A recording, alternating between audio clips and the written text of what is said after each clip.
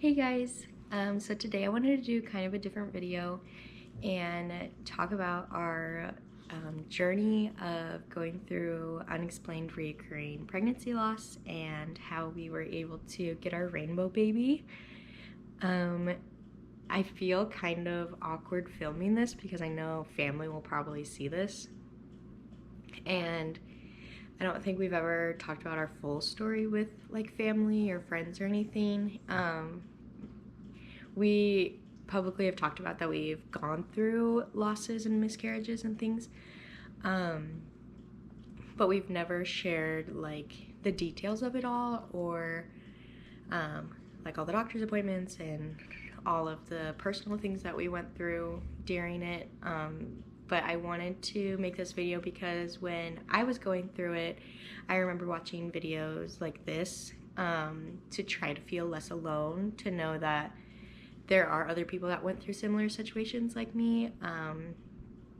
And I'm a strong believer in everything happens for a reason. So if the reason that we went through this is so that way I am able to share our story, so that way one person feels less alone, then that makes it worth it in my eyes, to be there for someone else.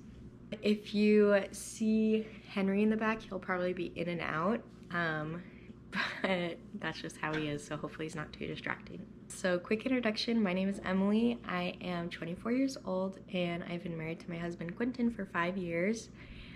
We have had 5 miscarriages, and this January we welcomed our rainbow baby, our pregnancy number 6, and he is everything and more.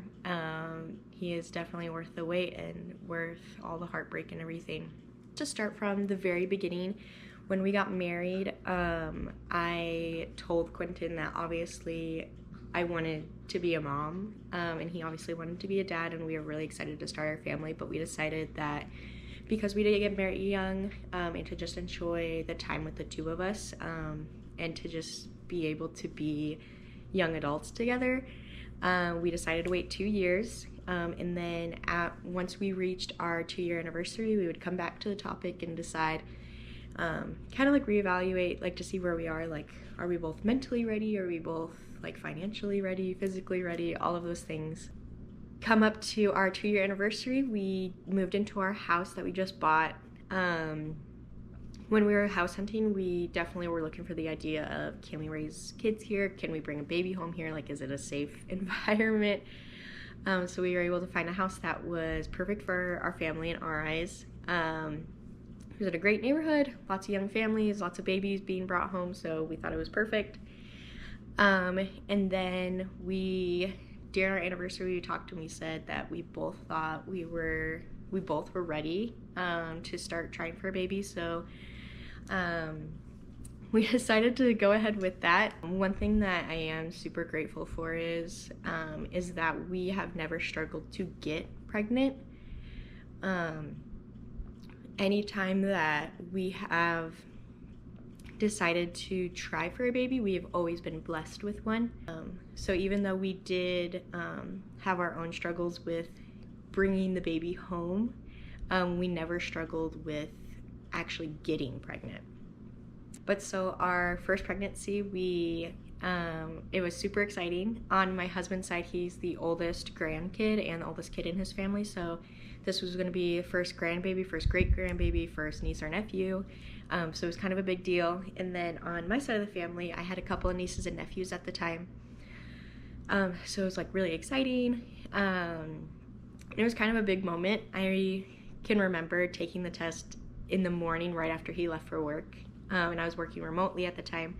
And I remember all throughout the workday, I was like, oh my gosh, I can't. Like, it was so hard not to just text him and tell him, or call him, or like right after work, like drive over to his work and tell him. But so I took the test and it was positive. And I remember being just like so excited because preparing for this, we obviously read books or researched like people like talking about it, and with like friends and family, obviously we knew that you can try and try and try it, and it's never going to be the first time. There's a lot of people that takes years, or it's a couple different months, or it's never like the first time that you get pregnant.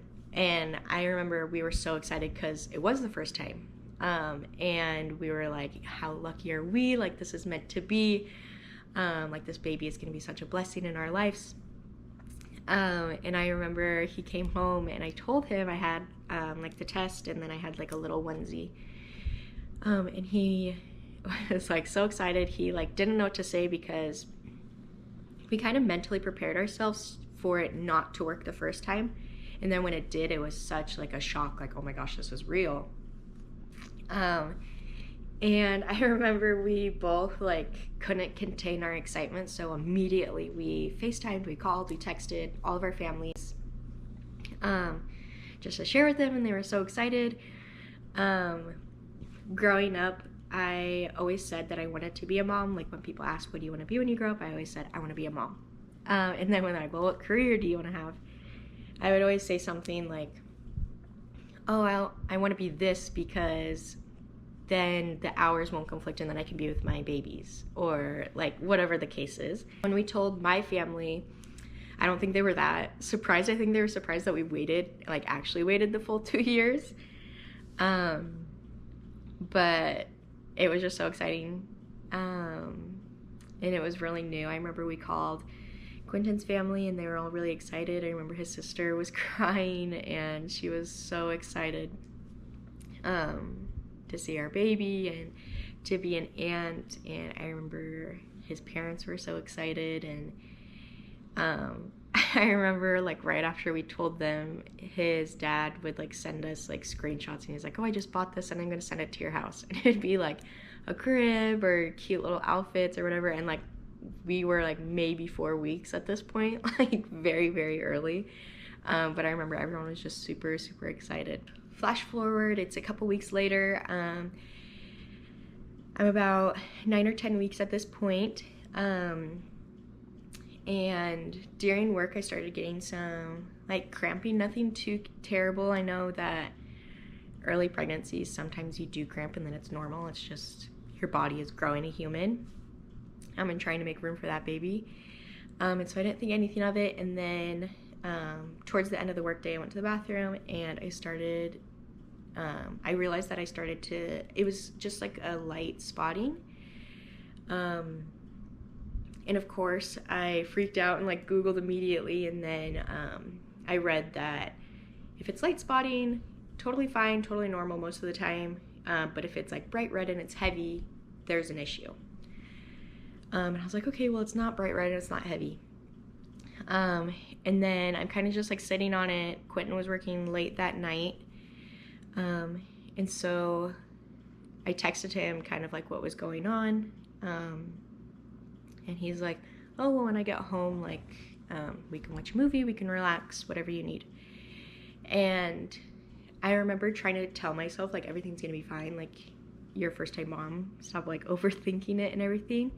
Like, I remember thinking, because we were able to get pregnant on the first time, that there was a reason that this baby was supposed to be here, and so there would be no reason for me to lose the baby because it was so easy for them to get here. It was meant to be.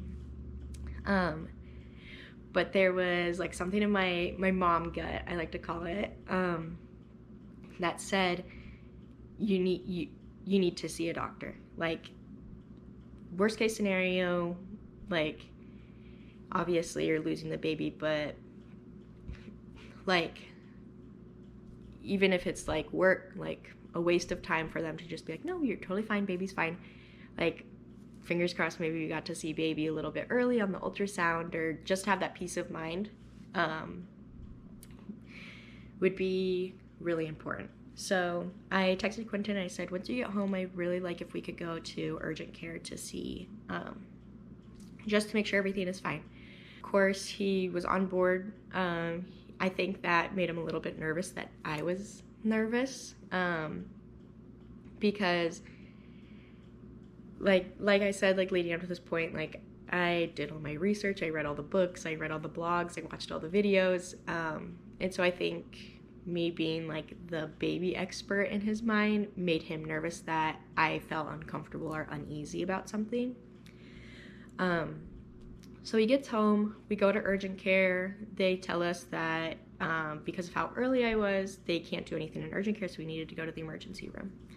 So we go to the emergency room, and we check in. It's still kind of like COVID time, so we had to wait in the car, and then they were going to call us when we were able to go inside. We didn't tell our family or anything that we were going to go get checked out, or anything that was kind of happening at this point, because we didn't want to make everybody anxious about something if there was nothing to be anxious about. But so we get to the ER, we're waiting in the car, and it's kind of just like a silence. Like it was hard to like be like, oh, how was your day? How was work? Like it was just, we kind of just were sitting together. When we go in, they take my blood, they make me do a urine sample, and then we do an ultrasound as well. So during the urine test and the blood test, I was pregnant, so they were like, well, that's a good sign. Usually if you are bleeding, those tests will be negative, because of how early I was, and because of my symptoms, like my numbers would have been dropping rapidly at that point. So they were like, that's a really good sign, but we're still going to do an ultrasound. They wheel us up to go to the ultrasound room, and there's no tech on the floor or anything, and they're like, okay, that's weird, let's bring you back to your room and then we'll see what's going on. Apparently there was an emergency, and that tech needed to leave, and so they were trying to get a new tech out, but they weren't sure on timing of when that person was going to come in. But they were like, because of how early you are, it would be really hard for us to see anything on the ultrasound anyways. And I was a first-time mom. I wasn't gonna fight doctors that do this every day on what they were saying. So they were like, just know that as of today, you are pregnant. If bleeding continues or it gets worse, definitely come back in, but just call your OB, get a follow-up appointment, and they'll be able to do an ultrasound for you there. So we left the ER still feeling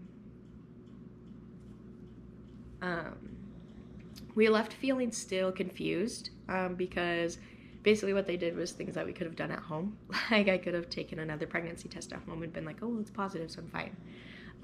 And there wasn't really any comfort out of the answers that we got that day. It was just kind of like, we don't really know what's going on, but you are pregnant.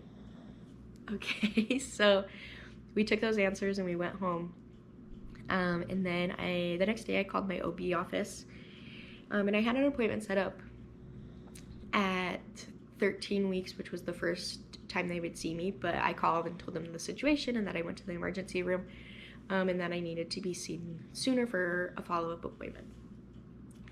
So they scheduled me in for a couple weeks later to just make sure that my levels were rising when I go back in and check. So we went in, and it was like a week and a half later. The doctor was kind of crazy. Not crazy, just wasn't what I was expecting. We picked this doctor specifically because,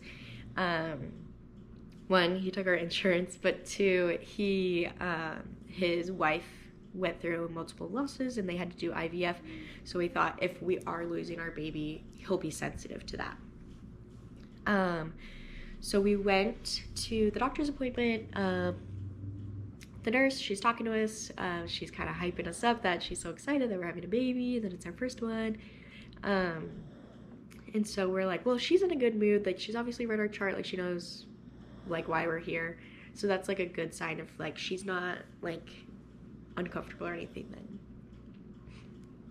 we should be fine. But so the doctor comes in, he doesn't shake our hand, he doesn't introduce himself or ask us our names, he just kind of comes in and he goes like, so you're pregnant, let's see what's going on. And I was like, oh, okay. So we get my blood drawn, and then he comes back in for an ultrasound. He was able to find baby right away. The baby was super, super small. We always say that we think that that baby was a girl. So I'm just gonna say she, even though we don't know if it was a she. But she was super, super tiny, like almost looked like a little gummy bear. And he was able to find her right away, and he's like, great sign, I'm gonna print this for you, and I will see you in 2 weeks. And that was kind of it. He didn't ask if we had any questions, didn't ask if we had any worries or concerns, or like if I was still bleeding or any follow-up questions. It was kind of just like, here's your baby, have a nice day. And then he left. And this, like, being, again, like our first baby, we didn't know, like, if that was kind of normal. Like, he obviously sees tons of pregnancy women every day. Like, it's kind of like a routine. Like, okay, you're pregnant. Like, here's your baby, you're good, see you next time. So then, and then I stopped at this point. I stopped cramping and I stopped spotting bleeding. So I keep thinking everything's good. I have the little ultrasound up on my desk to remind myself that, you know, baby is healthy, baby is here. So then follow-up appointment. I'm about 12 or 13 weeks at this point, so we go in. And again, he was really awkward, really uncomfortable. Didn't ask us how we were doing, didn't ask kind of anything. Like, no, like, bedside, like, manner, I guess. So he comes in and he's like, let's take a look at this baby. So he goes to do the ultrasound on my stomach, which is where we did it last time, and he was able to find the baby. And he's like, you know, I'm gonna step out. I'm gonna try to do a vaginal ultrasound. So he steps out. I get, like, undressed and in the robe and everything, and at this point, it's dead silent in the room. I think me and Quentin both knew what was coming, just because last time it was so easy to find the baby. And so it was just silent as we waited for him. And I couldn't even look at him at that point because I was trying to mentally prepare myself of what I was about to hear. And I remember, like, us trying to, like, have conversation with each other because we waited like 15-20 minutes for him to come back, and it was really hard to try to keep a conversation going when we both knew what was about to happen. So he comes back in, and he comes back in with a student that's shadowing him, and she's a super nice lady. She was talking to us and everything, and she was honestly wonderful. But he goes to do the ultrasound, and because he has the student, she's standing next to him, and he points to the screen, and he's like, so what do you see here? And she kind of, like, looks at him because she doesn't want to say anything, and he's like, nothing, right? And I was like, oh my gosh. And so that's kind of how we found out. So he shuts down the machine and everything. He's like, I'm gonna step out, you can get dressed and I'll be back. And so I'm, like, trying to contain my tears at this point because I don't want to be crying when he comes in the room. So I am trying to hold it together, trying not to look at Quentin because I know if I look at him then I'm gonna start crying. So he comes back in the room, and he's like, so you lost your baby. Sometimes these things just happen. So just basically I'll just make an appointment and I'll see you when you're pregnant again. And that was it. He didn't do anything other than that, and he said they could check you out at the front, and then he left. And I remember just feeling very alone in that moment, that it was something so, like, life-changing for me and for my husband, obviously, and he just kind of treated us like a little check mark on his to-do list of people that he was seeing in the clinic. And I know doctors are busy, and we were living in Utah at the time, so everybody's having a baby. I remember just beating myself up, being like, this is my fault, like, why can't I, like, this is the one thing that I'm supposed to do, is to be able to hold a baby, to grow a baby, to bring a baby onto this earth. And I'm like, this is like kind of one of those things where it's like, this is the one thing that I'm almost like promised. Like, I'm young, I'm healthy, I'm a girl, like, I should be able to have a baby. And I remember feeling really guilty because obviously I knew like my family would be sad. But I remember just feeling really guilty because this was such a big first on Quentin's side, that I was almost letting down people.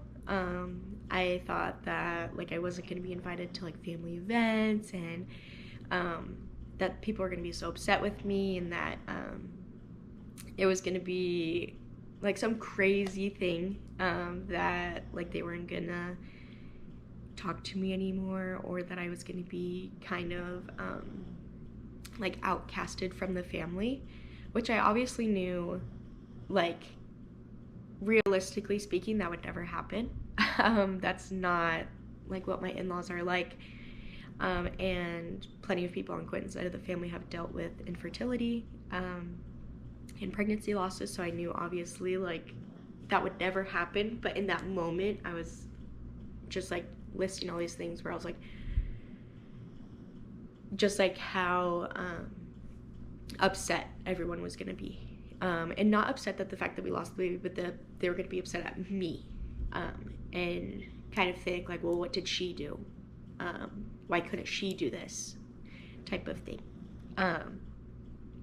But I remember we finally check out and we get into the car, and it's like dead silent. I can't even like look at Quentin.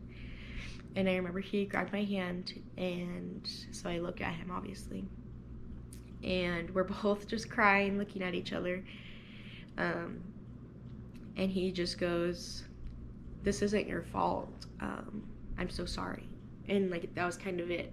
And so we sat in the car for a little bit while longer and just cried. But we finally went home, and we sent a text to the parents, kind of telling them what was the situation and what was happening. And we kind of told them to spread the news to other family and siblings, so that way we didn't have to send a bunch of texts. During this, to make the story even crazier, during all of this, 2 of my sisters were pregnant at the same time as me. One of them was further along. She was, I want to say she was almost in her 3rd trimester at this point. And then I had another sister that was just entering the 2nd trimester. So we were 3rd, 2nd, and 1st. And it was all of our first babies. And so it was really exciting. And it was kind of a big deal. And I remember just being so heartbroken that this got taken away from me. Okay, sorry about that. Hinkley woke up from his nap, so he is going to be joining us for the rest of the video. But so my 2 other sisters were pregnant, and I remember just feeling so heartbroken that we were going through this, but we still were gonna have to go to baby showers and gender reveals, and seeing posts on Facebook and in the family group chat and things like that. And it was a really, really hard time. And it is a moment that I feel like we'll never forget, and we will never forget those feelings. It's a couple months later. We had a full cycle. I think we had 2 cycles at this point. And we decided to start trying again. So we tried, and then we got pregnant. I remember being really, really nervous, and kind of symptom watching, and it was really hard because every little thing that was happening, I was like, oh my gosh, this is it. It's happening again. And it was almost like I had PTSD, like that severe. Like, it would keep me up at night, and it kind of took over my whole world. And so it was really hard. But I remember still feeling excited And so I told Quentin. He was really excited. It was, and I remember putting off taking a test for so long. By the time I took the test, I was probably like 6 or 7 weeks, which is like so unheard of, because now I'm like, oh, it's like a week before my period, I should take a test. Like, it was during Christmas time as well, so it was really exciting that we were going to be able to enjoy the holidays, celebrating a new pregnancy and a new baby. So we didn't immediately call everyone this time, but we called our doctor's office and we told them that we were pregnant again. So I went in and I was able to get a blood test to check my levels. Levels looked good, so they had me come back a week after to double check. So I went in, and then we were like so excited because we were going to tell all of our families on Christmas. We thought that would be really exciting. And so we go in for the appointment, they take my blood, everything's good, and then it's the next day, it's Christmas Eve, their office closes at 3 or something like that, so I was really hoping that they were going to call me before they closed so that way I could tell everyone on Christmas and not wait till after, like in case something happened. And so I get a phone call at 3 o'clock exactly, and we just bought like this little one that was like baby's first Christmas or something like that. We were super excited, but I get a phone call and they were like, your levels are significantly low, and on our scale for your levels, you are not pregnant, so you have lost this baby. And I remember being so heartbroken again that this was happening, and no answers still, just these things happen. And it was Christmas Eve as well. We were supposed to tell our family the next day, and it was really, really hard. So we go the next day to Christmas dinner. Christmas morning, I woke up and I was bleeding, so I go to Christmas dinner in a diaper and a cute dress because I'm so bloated. So we go, we were just kind of putting smiles on, trying to make everything be okay because it's the holidays. Obviously, people don't want us to be sad and crying, and one of my sisters is born on Christmas, so it was her birthday as well, so I obviously wasn't going to go in there kind of throwing like a pity party for myself. So we go, and Quentin is kind of like sick at this point. He doesn't really get like the flu or sick like that, but when he does, like, he gets sick, and he felt like he was coming out of it, but there was no way he was coming out of it. Like, just looking at him, you could tell he was sick. So my mom was like, oh, well, why don't you take a COVID test? I have like an extra at-home one. So he takes it, immediately positive. So we say goodbye to everyone and we go home. So that is how we spent our Christmas and our New Year's that year, was Quentin recovering from COVID and me miscarrying our baby. So also during this time, I did ask for testing, because I was like, if we've lost 2 pregnancies, obviously something is wrong. And they told me that you can't, for their office or whatever, that you don't get testing until you've lost 3 pregnancies, which I guess is pretty standard for a lot of doctors' offices. And so we just went along our way. Then we waited for the cycles and everything, and then we ended up getting pregnant a 3rd time. I was really, really excited because I thought, like, the saying, like, oh, 3rd time's the charm kind of thing. So I was like, oh, this is it. And I found out, like, right before we went on a cruise with Quentin's family. And I was so excited because I was like, this is going to be such a cute way to tell everybody, like, we'll be on a cruise, like, we'll be able to just enjoy it like us. Like we won't have to like call other people or post on social media or like any of these things. Like it could just be us enjoying the moment. And so I didn't tell Quentin. So he flew there. I was so sick, and he was like, "You never get plane sick." And I was like, "Oh, like I don't know, maybe it's like allergies or something." So we get to California, and we're like, I'm trying so hard not to like let anything like slip and show, but it's so hard. Like, if you've ever been in that situation where you're pregnant and you're so excited to tell people, but you can't tell people yet for whatever reason, like you're waiting to do a surprise, or you are waiting until your first doctor's appointment, or whatever the case is, it is so hard not to tell anybody. And it's obviously even harder not to tell like your partner, like, hey, by the way, I'm pregnant. But I knew if I told Quentin that he would tell his family immediately. So I was like, I'm just gonna wait till we get on the cruise. So we get on the cruise, and I don't think it was the first night, I think it was the second night. And when you go on a cruise, you have like these dinners that you get to like dress up for, and it's really fun. And they like dance and sing, and it's just like a whole like vibe. So I was like, I'm gonna do it at the dinner because that's gonna be really exciting to celebrate over dinner. When everyone's like in a good mood, and like we're all sat together. Because during the day, like we're all kind of doing our own things.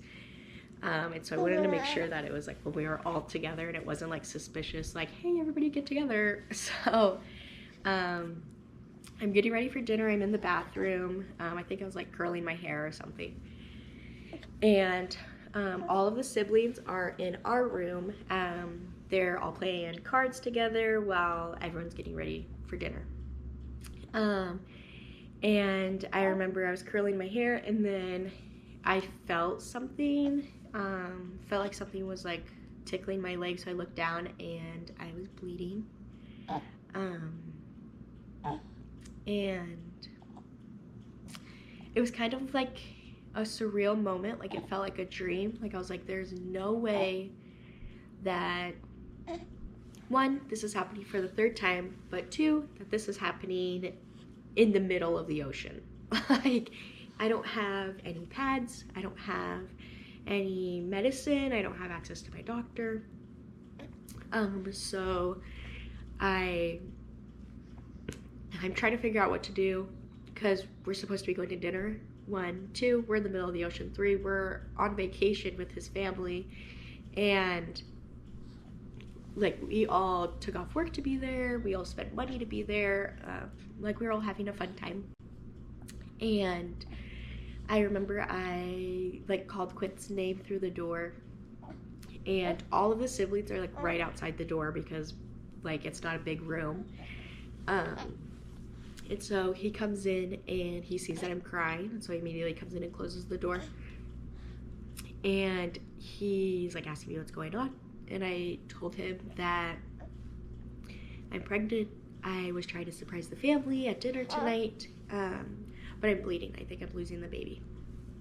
And so he kind of goes into this like robot husband mode. He goes up to the gift shop to see if they have any pads or anything.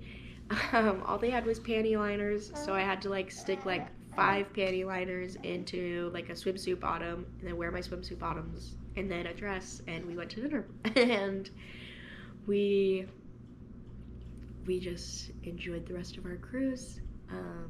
It was really hard to go through that, obviously in the middle of the ocean.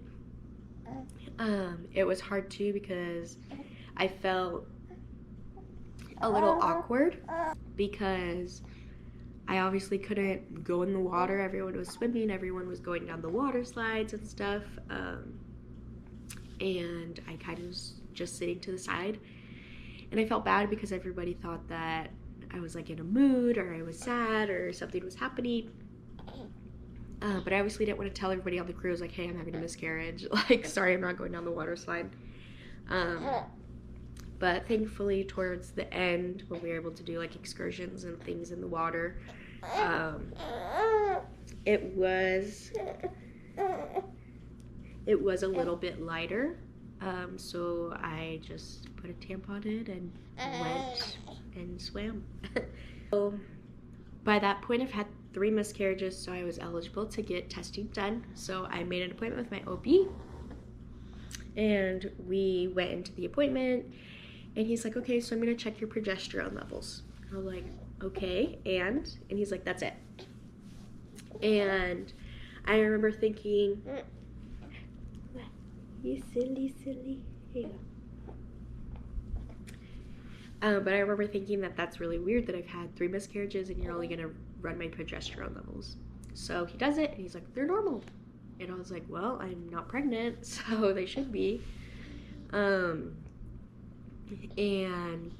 I asked for other testing, and he kind of just like shrugs his shoulders. He's like, well, you're young, you're healthy, like there's no really reason to do that. And I remember going home and being like, well, if I'm so young and healthy, then why can't I have a baby? Kind of like mindset. So really discouraged, and we decide that we're gonna stop trying for a while, just until we're able to find another doctor that's willing to do testing. A couple months later, we find out that Quinn gets a job opportunity in another state. So we're like, oh, this is perfect. Like, I'll have a new doctor and everything. So we decide to start trying again.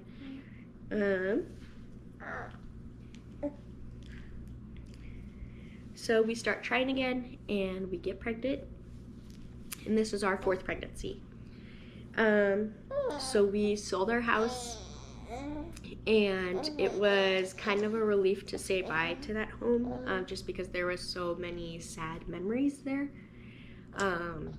It wouldn't feel right to bring home a healthy baby into that space that was filled with so much heartbreak.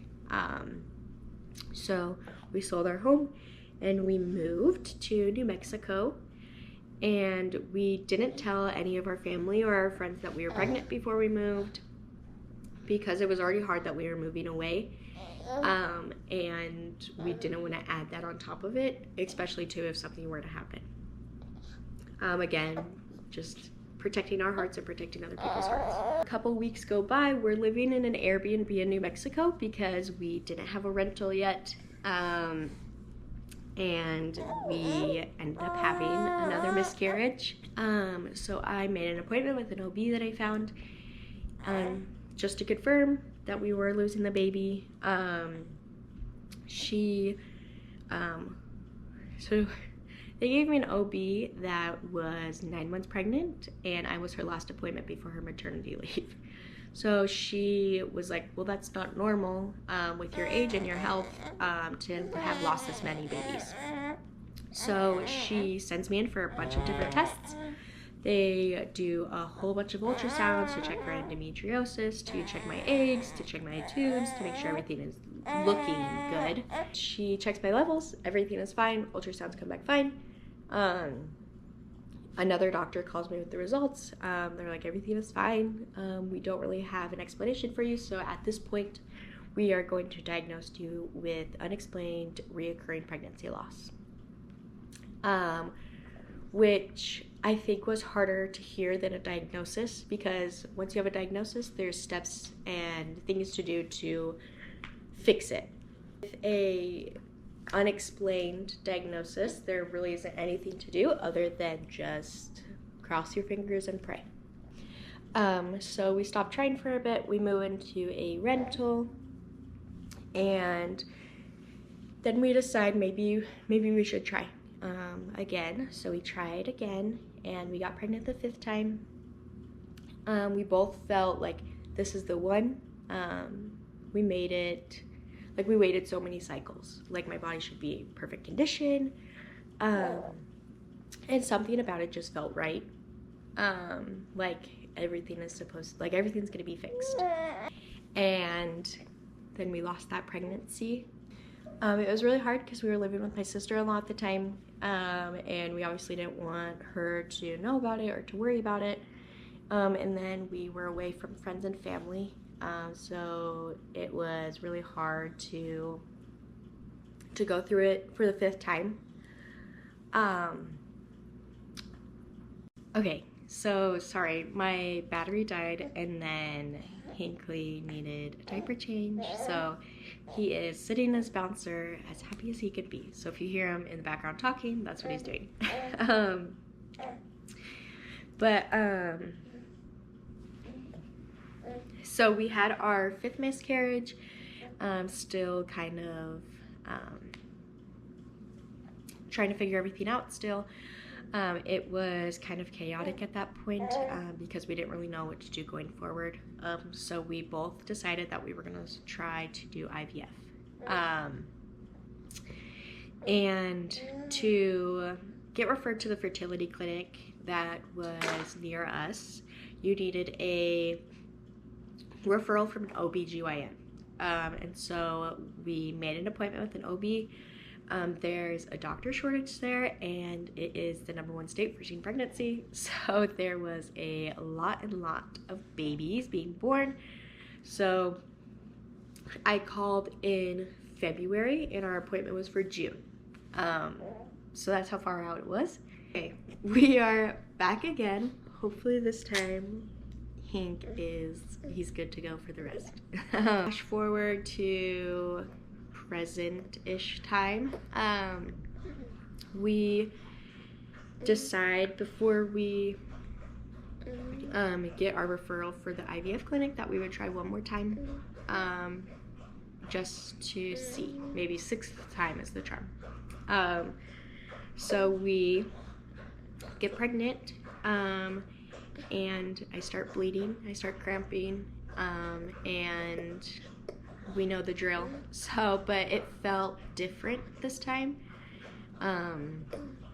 Something about it felt different than the other times, and so I was worried that it was an ectopic pregnancy, and I was worried that that something was going wrong.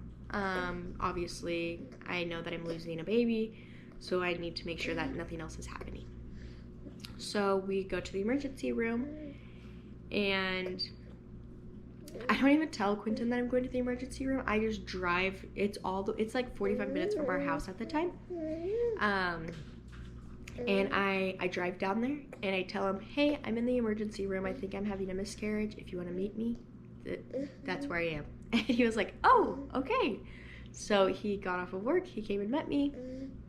And we were in the ER for 12 hours, trying to figure out what was going on. They tell me that I was having a miscarriage, and I tell them that this is my 6th pregnancy. I know the drill. I want an ultrasound done because I want to make sure this isn't ectopic because it feels different this time. And so they give me my ultrasound. They say it's not ectopic, but it seems like you still have the tissue in there. So just be aware that you will pass it, blah, blah, blah. Rundown that we've already heard 6 other times. So we finally get out of the hospital. We go home, and they're like, we want you back in a week to check your levels to make sure that they're going down. Because we went in and they were pretty high for how early I was. So I go in, I do my blood work, and then we leave right after that because we decided to go out of town for Quentin's birthday and Memorial weekend. So we're going to California to spend it with his family. Just to go to the beach, to just be away. Kind of running from our problems, I guess. So we get to California, and I get a phone call, and they say, we just checked your levels. They have tripled. You are pregnant still. We're not really sure what's going on, but just know that you are pregnant, and you might have been misdiagnosed with a miscarriage. And that was kind of it. And we just had to continue on with our vacation, like, what is going on? What is happening? So we go back, we do another blood test, and then it comes back and it's even higher. So they send me in for an ultrasound, and I go in, and I remember being so nervous to have gotten my hopes up that maybe there is tissue in there and that's making my levels go up, but that is not a living baby. So I go in for the ultrasound. Quentin's there with me, and we're both really nervous. We're both just really quiet. And she turns on the ultrasound machine, and immediately there's a baby. And we could see his heartbeat. And that was the first time that we've ever seen our baby with a heartbeat. And just in that moment, it was like I forgot everything that we went through, all the pain, all the heartbreak, all the anger, the sadness. It all went away because we now have a baby. And I didn't care if this was the last time I was ever going to see that baby, but it was such a relief to me that my body was able to give a baby a heartbeat. And I remember I'm just crying and I'm laughing because I don't believe it. Quentin's crying. He's like, he doesn't really know what to do. But we are both so excited. And it was really cute. In our first ultrasound picture, we were able to see him. And then my uterus is in the shape of a heart, so it was really cute. It looks like he's living in a little heart. But it was such a surreal moment, and we were like, and in that moment we were like, do we call people? Do we tell people? Like, what are we supposed to do? So we FaceTime our parents and we FaceTime our siblings and call and text, and everyone was so excited. No one can believe it because as far as everyone knew, we were not trying because we were going to do IVF. And so everyone was so surprised. And it was just incredible to see how excited everyone was for us, and for our family. But because of my history and everything, I got an ultrasound every 2 weeks, and I had a doctor's appointment every 3 weeks. So we kept going to the doctor's appointments, kept going to ultrasounds and seeing baby grow and grow and grow. And I'm so grateful for that opportunity to be able to closely watch his growth, because I know that we will probably never get this opportunity again in the future. Fingers crossed that everything goes well with those, but I'm so grateful that we were able to see his growth so closely, just like for ease of mind and to make sure that everything was fine and that he was healthy and that he was growing, and he was growing so fast and so quickly, and he was growing so healthy and literally perfect, like they couldn't believe it. They don't really have a explanation of why I was diagnosed with a miscarriage in the beginning and why I was bleeding so heavily. My OB has speculated that we were pregnant with twins and that we did lose one of them. But because I was so early, there's not really a way to tell. So that could be a reason of why it felt so different. Is because I was losing one egg I was losing one baby and not both. And so, if that is the case, that is such a miracle that he made it, that he beat the odds of that, and that he is still here and he's so healthy. Pregnancy was great. We never had another scare of him not moving, of bleeding, of cramping, of anything. Everything was perfect. His birth was perfect. He got here safely. He was perfect, and it was amazing. I would do it 100 times again for him any day. Because of our diagnosis of unexplained reoccurring pregnancy loss, we after his pregnancy, we ran tests again to just see if anything would pop up this time. Again, everything was fine, so they stayed with that diagnosis. And so they're not really sure if we will have any more losses in the future, or kind of what made him the one. What we did differently, everything was the same. and so they're not really sure why, but we're just so grateful that he's here, and we're grateful to know that, like, my body can give us a healthy baby and give us a strong baby, and we're just so grateful to be parents. We are really excited to grow our family and to hopefully, fingers crossed, have more healthy kids. But yeah, so that is our story of how we got through 5 losses and got to our rainbow baby. So sometimes I think back to those moments of how sad and how lonely I felt, and I hope that like at least one person sees this and that they're able to not feel that way. And if they're going through a diagnosis of some sort, or if they're like me and going through just unexplained, that they know that your feelings are valid, and that you do deserve to be a mom, and that your body is capable. I hope you guys enjoyed this video. Thank you guys so much for listening to our story, and we will see you guys next time. Bye.